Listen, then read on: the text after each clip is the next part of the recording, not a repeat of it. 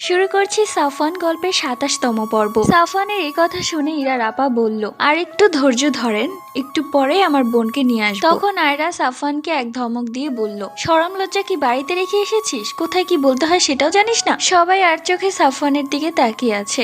এটা দেখে সাফওয়ান কিছুটা ভ্যাবাচাকা খেয়ে গেল আর সঙ্গে সঙ্গে মাথা নিচু করে লজ্জা পেতে লাগলো। সে ইরাকে দেখতে না পেয়ে অধৈর্য হয়ে গেছে। যেভাবেই হোক ইরাকে এখন তার দেখতে হবে, নয়তো সে মারা যাবে। সাফওয়ান মনে মনে বলতে লাগলো, আজ যদি তারা আমার বউয়ের সাথে দেখা না করায় তাহলে আমি এক বালতি পানিতে মাথা ঢুকিয়ে সুইসাইড করব। এরই মধ্যে ইরা সবার জন্য খাবার নিয়ে একটা বড় ঘোমটা দিয়ে তাদের সামনে চলে এসেছে। ইরাকে এই প্রথমবার শাড়ি পরা দেখে সাফওয়াত যেন পাগল হয়ে গেছে। সে আবারও ইরার প্রেমে পড়ে গেল। এমন পড়া পড়েছে যে কেউ তাকে টেনে হেঁচড়েও বের করতে পারবে না। সাফওয়ান এক দৃষ্টিতে ইরার দিকে তাকিয়ে আছে। এটা দেখে ইরার আপা বলল, কার চোখ যেন আমার বোনের দিকে। সঙ্গে সঙ্গে সবাই সাফওয়ানের দিকে তাকায়।